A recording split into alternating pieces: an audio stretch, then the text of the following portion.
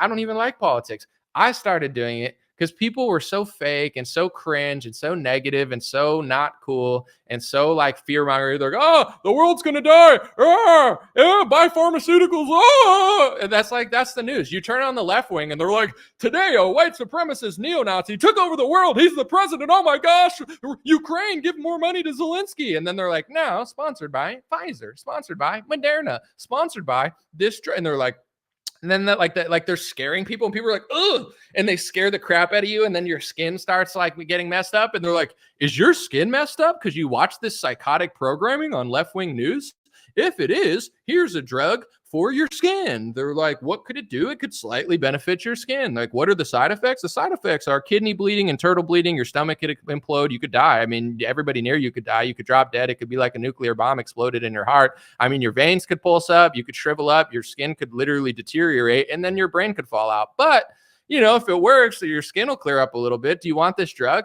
Who buys these things? I like, this is why I don't blame the elites. Like, I could just sit and blame the elites. It's not there. Like, someone's buying this product. If no one bought this product, they would not be able to run a television ad. There's someone out there that looks at that commercial and says, I want that. Who the hell are these people? These are the people that are responsible for our country falling apart just as much as Joe Biden. It's like, you can't watch a commercial that says it's going to slightly clear up your skin at the risk of like 50,000 things that are just catastrophic, and you can't say no, then, why wouldn't they scam you? It's insane. And then you turn on like right-wing media and they're like, the border's open. Everyone's going to kill you. Okay. Pharmaceuticals for you too. And everyone's like, ugh. It's like, well, why is the border open? Because you guys didn't build the damn wall. You know what I'm saying? They're just controlled opposition. They're like, we can't figure out how to, it's like, we couldn't get the power to build the wall. I mean, we were only the president of the United States, but we couldn't get the power to build the wall. It's like, okay. They're like, we don't want to, we don't want to seem authoritarian.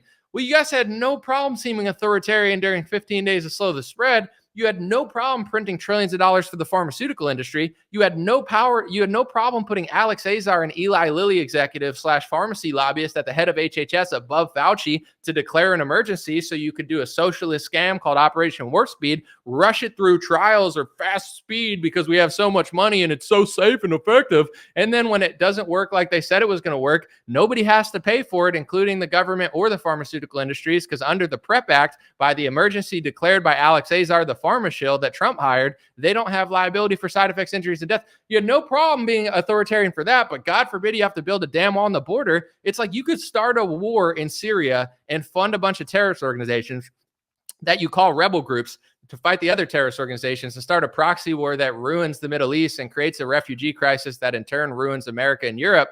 But you can't build the wall on your own damn border. You don't have the war powers to do that. I call bullshit. I mean, maybe they don't, but it's like, if you can't even build a wall on your own border with some sort of executive order or emergency war power, then how the hell are you able to declare war on a foreign country off of like, something Bin Laden did? You're like, Bin Laden did something. So, and I'm not saying he did something evil and killed people, but I'm just saying it's like Bin Laden did that. So now we're going to go fight Syria. We're going to go after like Gaddafi. It's like Bin Laden didn't live in Libya.